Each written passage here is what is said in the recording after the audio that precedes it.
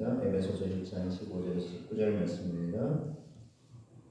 말씀을 함께 하겠습니다. 이로 말미암아 주 예수 안에서 너희 믿음과 모든 성도를 향한 사랑을 나도 듣고 내가 기도할 때에 기억하며 너희로 말미암아 감사하기를 그치지 아니하고 우리 주 예수 그리스도의 하나님 영광의 아버지께서 지혜와 계시의 영을 너희에게 주사 하나님을 알게 하시고 너희 마음의 눈을 밝히사 그의 부르심의 소망이 무엇이며 성도 안에서도 기업의 영광의 풍성함이 무엇이며 그의 힘의 위력으로 역사하심을 따라 믿는 우리에게 베푸신 능력의 지극히 크심이 어떠한 것을 너희로 알게 하시기를 구하노라. 아멘.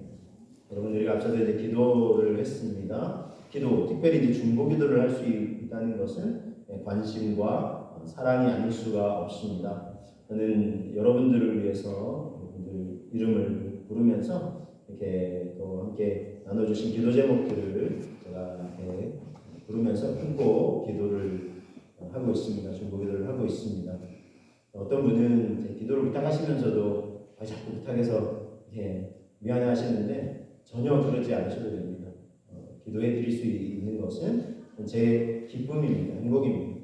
또 그렇게 하라고, 그런 일을 하라고 하나님이 부족하지만 저를 또 부르시고 또 사용하고 계시니까요. 여러분 마음껏 활용하시기를 바랍니다. 전혀 부담 갖지 마시고 기도해 드릴 수 있는 건 진짜 제 기쁨이 행복이고 부족하나마 제 사랑의 섬김입니다.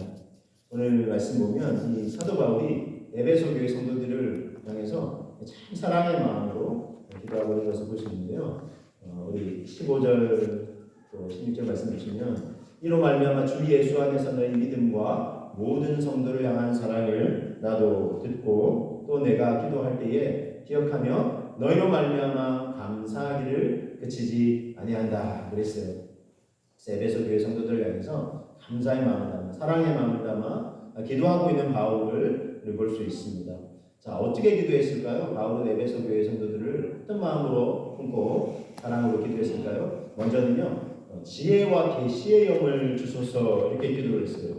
그래서 이제 지혜와 계시의 영을 통해서 하나님을 알게 하소서 그랬습니다. 그래서 지혜와 계시의 영, 그래서 하나님을 알게 해달라 기도하고 있습니다. 여러분 7절 말씀을 통해서 한번 확인해 보겠습니다. 우리 주 예수 그리스도의 하나님 영광의 아버지께서 지혜와 계시의 영을 너희에게 주사 하나님을 알게 하시고 그랬습니다. 지혜와 계시의 영을 주셔서 하나님을 알게 해달라고 제일 먼저 기도하고 있는 것을 볼 수 있습니다. 이런 말이 있죠. 아는 것이 힘이다 그랬습니다. 이제 철학자 프란시스 베이컨이 이제 한 얘기인데 여러 가지 이야기가 된 어떤 배경이 있지만 우리가 보편적으로 좀 상식적으로 생각해봐도 이 정보의 홍수 속에서 물론 우리가 잘 분별을 해야 돼요. 아무거나 맞추면 안 되고 아주 중요한 정보는 우리가 잘 이렇게 알게 되면 우리에게 많은 유익함이 있습니다. 하나 최근에 이제 저도 이제 알게 되겠는데 소고기 있잖아요. 소고기 드실 때 그래 이제 익혀 드실 때 어떻게 익혀 드세요?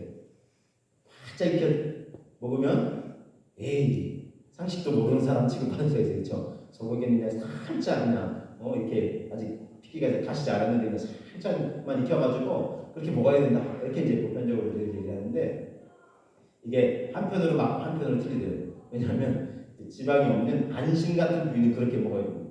바짝 익히면 안 되고 살짝만 익혀가지고 딱 먹어야 맛있대요. 근데 반면에 등심이라든지 이 지방이 많은 소고기 부위 요거는 충분히 익혀야 기름이 쫙 빠진대요. 그래서 그렇게 익혀 먹어야 맛있다. 그래서 이 소고기에 대한 전문가가 이제 이렇게 얘기를 이렇게 하는데 그래서 많은 사람들이 이게 이제 막 소개가 되니까 야 그동안 내가 소화하네 뭐 이렇게 이제 막 표현하는 사람들이 있더라고요. 소고기 그냥 바짝 익혀 먹는 사람도 에이 상식도 없냐고 이렇게 했었는데 내가 참 부끄럽다 이렇게 이제 고백하는 사람도 있더라고요. 여러분 어쨌든 우리가 이게 중요한 정보들을 알게 되면 어떤 것은 우리의 삶에 참 유익함을 주는 그런 정보들이 있습니다. 물론 이제 몰라도 돼 이럴 수도 있어요. 모르는 게 약이다라는 어떤 표현들이 있죠. 그래서 모르는 것이 그냥 별 내 삶에 영향을 끼치지 않는 것도 있지만 어떤 경우는 아주 큰 영향을 끼치는 부분들이 있습니다. 그래서 반드시 알아야 되는 그런 알미 있다는 것입니다. 그런 지식이 있다는 것입니다. 어떤 알미인가요? 그것은 바로 하나님을 아는 것입니다. 하나님을 아는 것은 너무나 중요한 것입니다. 제가 이제 명절 때 이제 조카가 잠깐 이제 왔어요. 와가지고 하루를 이제 자고 이제 라고 했는데 저희 이제 청소년 자녀들이 있어요. 그래서 이제 고등학교 이제 뭐 2학년, 1학년, 중학교 2학년 이렇게 있는데 밤에 잠을 자려고 했는데 뭐 웅성웅성하는 소리가 계속 들리는 거예요. 깊은 밤인데. 그래서 깼어요. 그래가지고 얘네들이 잠도 안 자고 있구나 그렇게 생각하고 도대체 무슨 얘기를 하나 보통 이렇게 생각을 하잖아요. 그래서 가만 들어봤어요. 그랬더니 진지한 얘기를 하고 있더라고요. 예를 들면 이제 뭐 닭이 먼저냐 달걀이 먼저냐. 여러분이 뭐 이렇게 이런 고민들을 많이 또 해봤잖아요, 그렇죠? 그래서 닭이 먼저냐 달걀이 먼저냐 하는 하여튼 이 궁금해하는 사람들이 보편적으로 궁금해하는 그런 질문들을 서로 막 토론 형식으로 하고 있더라고요. 그래서 이게 닭이 먼저 아니겠냐, 뭐 달걀이 먼저 아니겠냐, 뭐 이게 뭐 얘기를 하더라고요. 그래서 그래서 처음에는 물론 좀 조용히 하라고 다른 사람들 다 자고 있으니까 그렇게 이제 얘기를 했지만 그래도 막 이렇게 한편으로 좀 대견한 생각도 들긴 했는데 자 여러분 닭이 먼저입니까? 달걀이 먼저입니까? 그렇죠? 닭이 먼저인 이유는 너무나 사실 좀만 생각해 보면 좀 어떻게 보면 좀 금방 좀 알 수 있는 것 같기도 해요. 왜냐면 생각해보면 만약에 달걀이 먼저라 그러면 뭐 이게 뭐 우리나라도 뭐 겪어서 뭐 신화도 있고 그러는데 뭐 알에서 태어나는 그렇게 하는데 그게 이제 성립 불가능한 얘기예요. 왜냐면 만약에 알이 먼저라 그러면 알은 스스로 부활을 할 수가 없죠. 그렇죠? 그러니까 어미가 품어줘야 됩니다. 그러니까 어미가 존재한다는 거죠. 어미 닭이 존재한다는 것입니다. 그렇기 때문에 이거는 닭이 먼저다. 이렇게 생각해 볼 수 있습니다. 근데 여러분 우리가 이렇게 이제 사람들이 많이 이제 궁금해하잖아요. 왜냐하면 이거는 뭐 좀 더 거슬러 올라가면 우리의 이 인류의 기원 그리고 이 세상의 기원이 어디서부터 비롯됐냐, 어떤 형식으로 이 세상이 이렇게 존재하게 되냐 이거에 대한 궁금함이 사실은 이런 뭐 질문의 이제 표현인데 성경은 이미 다 우리에게 말씀해 주시고 있어요. 자 창세기 1장 25절에 말씀 한번 보시면 하나님이 땅의 짐승을 그 종류대로 가축을 그 종류대로 땅에 있는 모든 것을 종류대로 만드시니 하나님이 보시기에 좋았더라. 이렇게 각기 모든 동물들을 종류대로 만드셨다. 창조하셨다. 말씀하고 있습니다. 여러분 우리가 하나님을 아는 것이 가장 중요하고 우선되어야 하는 이유는 그렇습니다. 우리가 궁금해하는 이 질문들에 대해서 이미 하나님은 이 모든 존재의 근원이시기 때문에 그 답을 제시해 줄 수 있으신 분이시고 우리가 그분을 알게 될 때 이 궁금함들이 다 풀리게 된다는 것입니다. 그래서 마치 키워드 같아요. 하나님을 딱 대입하면 사실은 다 풀려지는 문제. 자, 한번 이 칼빈이 이렇게 얘기했어요. 종교개혁가 칼빈이 기독교 강요 제1권 제1장에서 인간은 하나님을 알지 못하고서는 결단코 자신에 대해 참된 지식에 도달하지 못한다. 왜냐하면 하나님은 아는 건 곧 나를 알고 세상을 아는 것과 같은데 하나님은 만물의 근원이신 창조주이시기 때문입니다. 하나님은 창조주이시기 때문에 모든 만물이 그분으로부터 비롯되었기 때문에 하나님을 안다는 건 나를 알고 세상을 알게 되는 것이다. 이렇게 얘기하고 있습니다. 이어서 이런 얘기를 했는데 우리가 받은 것들 중 그 어느 하나도 우리 자신에게 나온 게 없어요. 우리 생명, 뭐 신장학도 뭐 그리고 말하고 듣고 이거 뭐 우리가 만든 거 아니잖아요. 하나님으로부터 한 거죠. 심지어 우리의 존재 자체도 하나님 안에서만 존재하기 때문이다.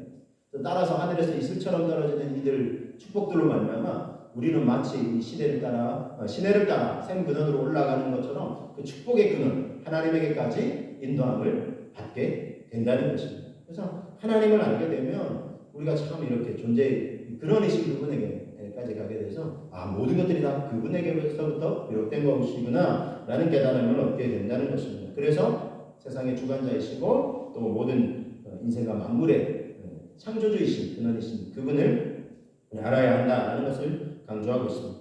여러분 그렇습니다. 이 세상에 존재하는 것에 근원 되시는 하나님은 당신을 계시해 주셨어요. 계시란 말은 이제 헬라어로 이제 아포클립시스라는 단어인데 이거는 커튼을 열어서 젖혀 보여주다 이런 의미입니다. 그래서 바깥에서는 안 보이는데 안에 있는 사람이 쫙 열어주면 이게 이제 바깥 창을 통해서 볼 수 있어요. 그래서 하나님이 당신을 열어 보여주셨어요. 이렇게 계시해 주셨다. 이렇게 말씀하고 있습니다.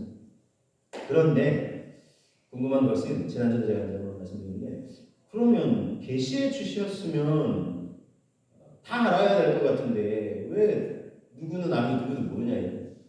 왜 모르는 사람도 있느냐 이거. 하나님의 존재에 대해서 당신 쫙 알려주셨으면 모든 사람들이 다 인정해야 되잖아요. 이 전 세계 지구상에. 근데 사실은 인정하지 않는 사람도 더 많고 그건 어떻게 된 겁니까? 이런 궁금함이 일어날 수 있어요.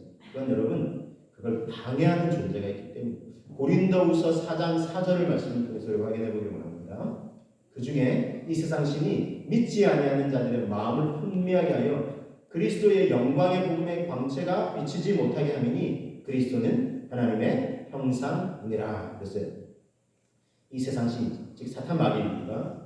하나님을 이렇게 믿게 되면 자기의 어떤 목적이 실패하고 이렇게 하니까 하나님을 예배하지 못하도록 자기를 숭배하고 세상을 이렇게 추구하면서 그렇게 살게 만들려고 하는데 하나님을 알게 되면 그게 안 되니까 그걸 이제 차단하고 막으려고 하는 사람들의 마음과 정신을 혼미하게 만들려고 한다는 것입니다. 이런 방해 공작을 이제 펼치는 거예요. 그래서 우리가 그렇기 때문에 더더욱 뭐가 필요하겠어요?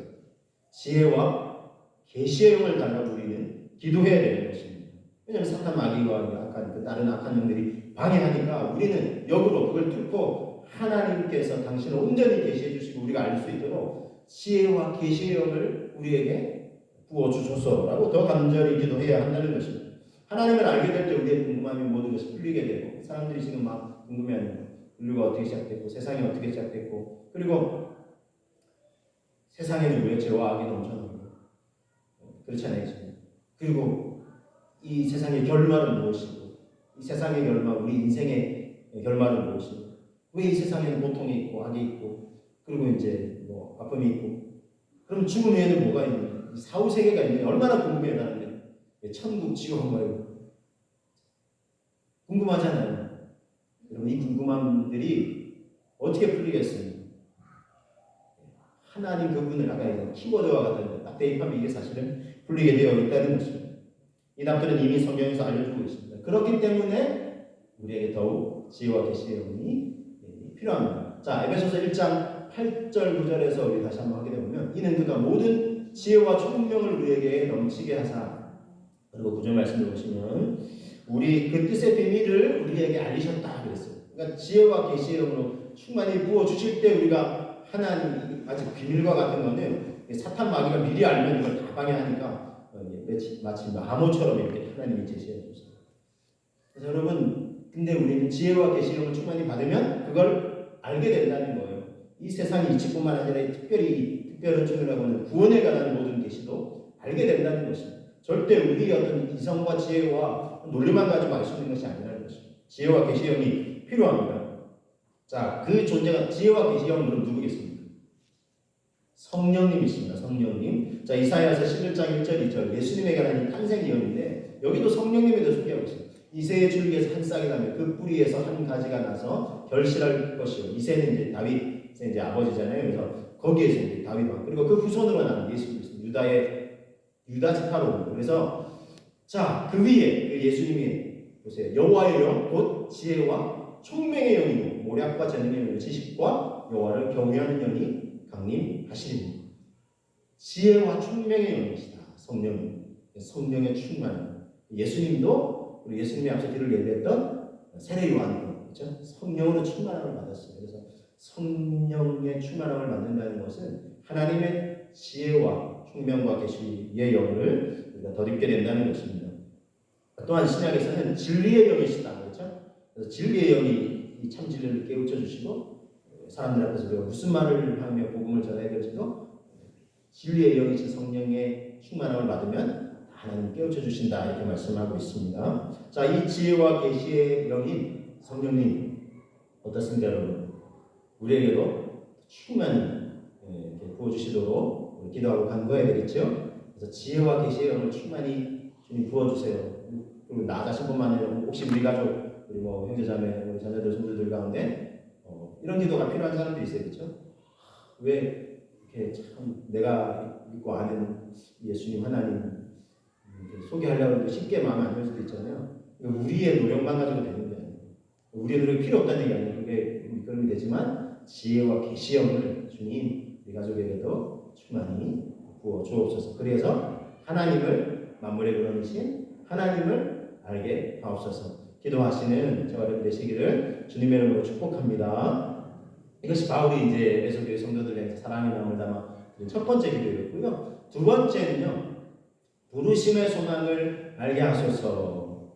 그러면서 이어서 이제 기업의 영광의 풍성함을 알게 하소서 이렇게 이제 기도를 합니다. 물론 이걸 또 따로 이제 소개하기도 해요. 그래서 사실 부르심의 소망, 기업의 영광 따로도 사실 소개하면 좀 길어요. 그래서 저는 일단 전체적으로 오늘 설명을 좀 드리겠습니다. 두 개가 따로도 아니더라고요. 그러니까 제가 말씀 묵상하고 있는데 먼저 18절 한번 보시겠습니다. 너희 마음의 눈을 밝히사 그의 부르심의 소망이 무엇이며 성도 안에서 그 기업의 영광의 풍성함이 무엇이며 그랬습니다. 일단 부르심의 소망부터 제가 소개해드리겠습니다. 자, 부르심은 보편적으로 이렇게 얘기합니다. 두 가지가 있다. 하나는 구원으로의 부르심, 죄사함과 구원의 저주시고 이제 우리 하나님의 자녀가 되는 거예요. 콜링이라고 하잖아요. 그래서 구원으로 먼저 사실은 콜링하시고 두 번째는 사명자로 부르시는 거예요. 뭐 바울은 이방인들에게 유대인 입장이면 이방인이지만 어쨌든 전 세계 사람들에게 너는 이 예수 그리스도의 십자가 죽으심과 부활의 복음을 증거하기 위해서 내가 택한 나의 그릇이다. 이렇게 이제 말씀을 주셨잖아요. 그래서 이런 부르심이 있어요. 근데 둘 다 이게 구원의 부르심이든 사명의 부르심이든 둘 다 은혜입니다. 이게 부르시잖아요. 부르시는 분이 계시는 거예요. 그러니까 내가 먼저 이렇게 하는 게 아니라 부르시는 분이 계시다는 거예요. 그러니까 은혜죠. 은혜는 뭡니까, 여러분? 은혜는 자격 없는 자에게 값없이 베풀어주는 호의다. 제가 설명드렸죠. 자격 없는데 하나님이 그냥 구원해 주시고 또 이제 불러주시는 거예요, 사명자로. 감사한 거죠. 바울도 자기가 없잖아요. 막 사람 예수 믿는 사람도 오히려 잡아 죽이려고 했는데 그런 자비를 복음의 증인으로 세우시겠다고 하니까 이게 얼마나 은혜예요. 이게 은혜라는 것입니다. 그래서 이 부르심의 은혜를 볼 수 있는데, 자, 그래서 여러분 우리가 우리를 불러주신 예수님의 십자가의 그 공로 때문에 구원받고 또 이렇게 성도로 세워지고 또는 주님 위해서 좀 더 헌신하는 삶을 살아갈 수 있게 이제 불러주시는 거잖아요. 이게 얼마나 큰 은혜고 감사냐는 거예요. 자, 찬송가 488장에는 이렇게 고백하고 있습니다. 이 몸의 소망 무엇이냐? 우리 주 예수뿐이 있습니다. 우리 주 예수밖에는 믿을 이 아주 없도다. 세상에 믿던 모든 것 끊어질 그날 되어도 구주의 언약 믿사와 내 소망 더욱 크리라. 그리고 바라던 천국 올라가 하나님 앞에 배울 때 구주의 의를 힘입어 어여시 바로 서리라. 굳건한 주나의 반석이시니 그 위에 내가 서리라. 그 위에 내가 서리라. 그럼 우리에게 진정한 소망이 무엇이겠습니까? 예수 그리스도이십니다. 구원도 사명도 우리 일상의 삶도 다 예수 그리스도 안에서 우리가 누리는 거예요. 그래서 바울이 예수 그리스도 안에서 얼마나 많이 강조했는지 몰라요. 이 에베소서뿐만 아니라 바울서 전체에서 제일 많이 강조하는 그 핵심 단어들이 있는데 예수 그리스도 안에서도 예수 그리스도 안에서 예수 그리스도 없이 우리가 사실 존재할 수가 없다는 것입니다. 예수 그리스도 안에서. 자, 이것이 우리의 소망입니다. 자, 예수 그리스도 안에서 죄사함받고 구원받고 하나님 자녀 되고 또 예수님을 증거하는 또 헌신하여 섬기는 자로 어쨌든 부름을 받았으니까요. 자, 이 부르심의 소망은 오직 예수 그리스도 안에서. 근데 이 참된 소망을 누리는 자가 더불어 함께 누리는 게 있어요. 그거는 기업의 영광의 풍성함이라는 거예요. 우리 18절 한번 확인해 보겠습니다. 너희 마음의 눈을 밝히사 그의 부르심의 소망이 무엇이며 성도 안에서 그 기업의 영광의 풍성함이 무엇이며 그랬습니다. 자, 기업의 영광의 풍성함. 말의 표현이 좀 어려운데 이거는 기업은 하나님께서 우리에게 나눠주시는 것이다. 그래서 이제 하나님의 상속자다. 우리 하나님의 자녀가 되면 하나님의 상속자다. 이런 표현을 쓰잖아요. 로마서 8장 27절에 그런 표현을 쓰는데 그 상속이랑 같은 의미입니다. 그래서 하나님께서 우리에게 주시는 거예요. 우리가 하나님의 자녀가 되었기 때문에. 그럼 이게 뭐냐? 구체적으로 오카는 목사님은 이렇게 설명하시죠. 첫째는 천국이다. 하나님의 나라. 현재적이고 또 미래적인 이 땅에서도 누리고 미래적으로도 우리가 장차하게 될 하나님의 나라고, 두 번째는 영원하는 거예요. 그 영원 뭐냐? 영원히 썩지 않을 새 몸을 입는 거예요. 신령한 몸을 입는 거예요. 이제 미래적인 의미에서 그분 앞에 서게 되면, 그리고 셋째는 앞으로 받게 될 상급이다. 상급과 복락이다. 뭐 이렇게 설명을 하셨어요. 그래서 여러분, 저는 이 설명이 나름 기업이라는 단어를 많이 이제 찾아보고 그랬는데 이 설명이 굉장히 제가 이제 이 기업이라는 단어를 우리가 좀 더 그래도 이해하기 쉬울 수 있는 하나님의 나라의 어떤 현재적인 또 미래적인 그 풍성함을 다 누린다는 것입니다. 그래서 이게 기업이에요. 이 기업이 얼마나 영광스럽고 풍성하냐. 그래서 기업의 영광의 풍성 이렇게 표현하기도 하지만 기업의 영광스러운 풍성함 이렇게도 이제 사실 이제 표현해 볼 수 있어요. 그래서 우리가 누리게 될 하나님의 자녀로서 구원받고 또 나름 하나님 위해서 어떻게 살아보고 다른 자를 위해서 주님이 우리에게 누리게 해주신 또 앞으로도 누리게 해주실 이런 영광스러운 기업의 풍성함 얼마나 여러분 이거는 현재적으로 누릴 수 있어요. 잠깐만 먼 의미에서만 아니에요. 그래서 우리가 예배할 때 아까 찬송할 때도 찬송도 임재라는 주님 앞에 찬송하면 그분이 영광스럽게 임재하시는 거예요. 그래서 이사야 선지자도 그 성전 지방에서 좌절하고 절망하고 있을 때 기대를 걸었거든요. 우시야 왕이 나름 처음엔 잘했다가 나중에 교만해가지고 사실은 눈병 한센병 들어서 생을 마감했어요. 그래서 절망하고 좌절하고 성전 문지방에 앉아 있었어요. 여러분 사람에게 기대를 걸면 실망하게 되어 있습니다. 지금 우리가 또 이게 뭐 민감한 부분이니까 말씀드리는데 사람에게 소망을 걸 때가 아니라 하나님께 소망을 걸어야 돼요. 그래서 누가 세워지든지 그 사람은 하나님의 도구가 되어야 돼요. 그게 더 기도해야 돼요. 지금. 어쨌든 하나님의 도구가 되어야 되는데 이렇게 그것도 하나님께 이왕이면 좀 더 하나님이 말씀하시면 이렇게 순종할 수 있는 사람이면 좋겠죠. 그런 성향이라서 그걸 가진 사람이나 공동체가 되는 것이 훨씬 더 우리에게 또 기도제이긴 합니다. 그래서 기도해야 되겠고요. 그러나 분명한 것은 사람을 향한 기대와 소망을 넘어야 된다는 우리 믿음의 사람입니다. 하나님 그분이 정말 통치하실 수 있도록 이 나라를 그렇게 될 수 있도록 우리도 기도해야 되겠고 어쨌든 이사야 선지자는 그 하나님의 영광스러움을 체험했어요. 그러면서 이게 사람에게 기대를 거는 게 아니구나. 그 영광스러운 하나님의 임재를 성전 문지방에 좌절하고 절망하고 있을 때 거룩한 하나님의 임재를 체험했어요. 그리고는 하나님이 부르세요. 내가 누구를 보내면 누가 우리를 갈까? 이사야 선지자가 주여 내가 여기 있느니라 나를 보내소서 했어요. 현재적인 의미에서도 이사야 선지자는 하나님의 영광을 체험했습니다. 그리고 이제 그건 장차 또 우리가 하나님 앞에 영원히 누리게 될 우리에게 주실 하나님의 기업, 영광스러운 기업이기도 합니다. 그래서 우리 믿음의 사람들은 현재적인 의미에서도 하나님 나라의 현실적인 임재와 또 하나님 그분의 통치하심을 우리가 누릴 뿐만 아니라 장차 또 우리가 받게 되고 누리게 될 하나님 나라의 영광스러운 기업을 되새길 수 있어야 한다는 것입니다. 자, 이것이 바울이 에베소 교회 성도들을 향해서 기도해 준 두 번째 기도였습니다. 자, 세 번째는요.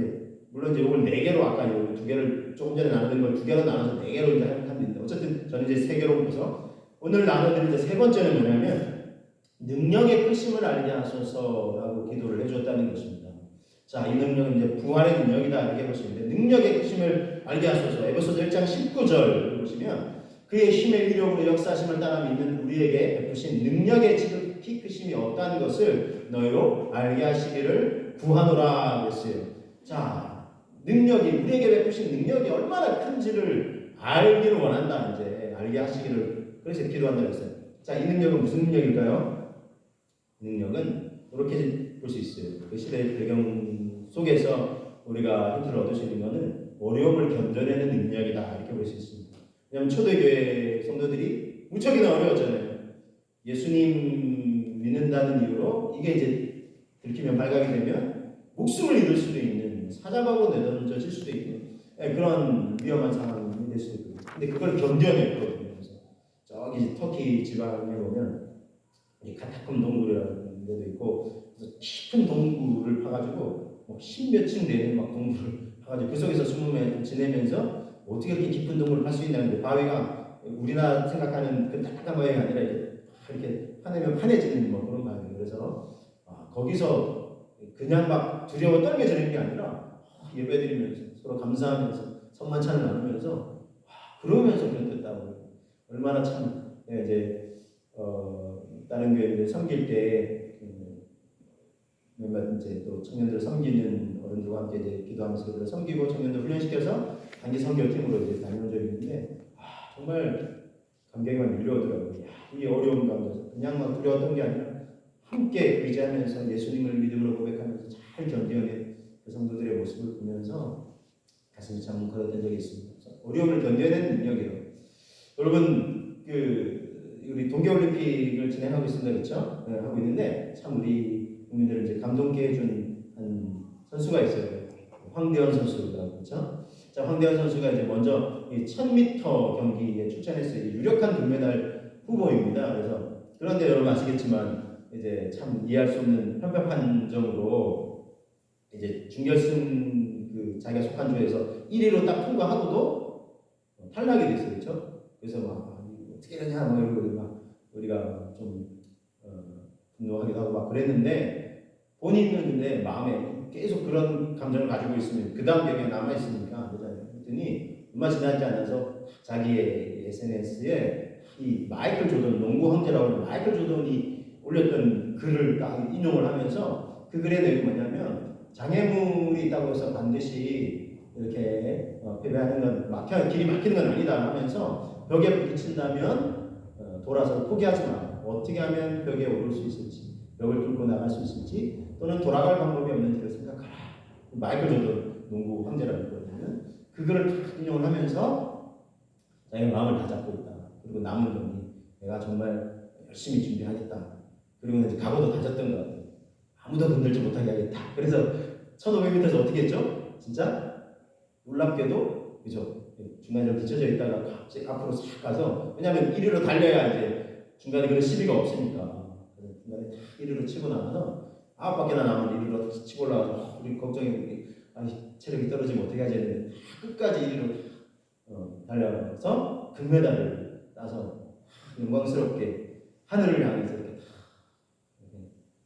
그 이미지도 하나 있는데 보시면 하늘을 향해서 이렇게 그렇게 감사와 영광을 표현을 했던 것을 보실 수 있습니다. 이미지를 하나 띄워주시면 그 다음 이미지가 있습니다. 그래서 이건 마이클 조던이 한 이야기고요. 그 다음 이미지요. 보시면 하늘을 향해서 감사를 표현한 것 같아요. 그래서 어쨌든 참 영광스러웠던 볼 수 있습니다. 그래서 저는 그래서 이 친구는 정신력에서 이미 금메달감이구나 제 생각이 들었고 그러면서 인터뷰를 계속하면서 자기가 마이클 조던 이야기를 했던 이유가 이제 자기가 마음을 다잡기 위해서 이렇게 했다. 그러면서 벽이 있고 장애물이 있어도 나는 이제 이겨낼 거다 이런 의미를 되새겼고 그러면서 또 인터뷰를 하기를 4년 전 평창 올림픽 때 자기가 이제 뛰었는데 그때 이제 2번의 아픔이 있었다는 거예요. 넘어지는 2번의 아픔이 있었다는 거예요. 그때 마인드가 달라졌다. 그래서 지난 1000m 편파 판정의 아픔을 겪은 뒤에도 마음을 잡을 수 있었던 것은 이 평창 올림픽 나를 성장시켰기 때문이다.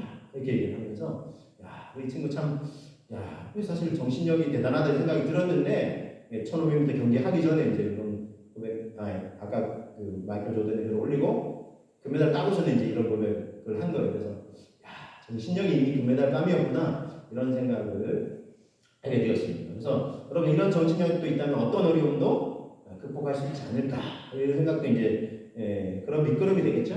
예전에는 우리 하계올림픽 때 펜싱 선수 중에 이제 박상영 선수가 코너에 몰렸어요. 한 점만 딱 자기가 이제 실점을 하면 자기는 아직 몇 점이나 더 내야 되고 하는데 할 수 있다 계속 이제 외치면서 상대방을 찌르고 또 찌르고 해가지고 역전해가지고 금메달을 딴 그걸 보면서 정신력이 대단하구나 이런 생각을 떠올린 적이 있습니다. 그래서 참 정신력이 뛰어나면 어떤 어려움도 극복할 수 있겠구나 생각이 들었어요. 근데 여러분 제가 이걸 소개해드린 거는 그러니까 우리가 정신력을 굳건하자 이런 의견을 하려는 게 아니에요. 그러니까 그것도 일편 도움이 되겠죠. 그래서 아까 그 황대현 선수도 하늘 향해서 이렇게 했는데 그렇지 않은지 아닌지 모르겠지만 어쨌든 이렇게 감사를 표현하고 했는데 제가 얘기하려는 거는 만약에 제가 이렇게 얘기하고 이 설교를 마무리하면 이거는 다른 어디서 또 얘기할 수 있는 거예요. 다른 종교에서도 얘기할 수 있고 다른 어떤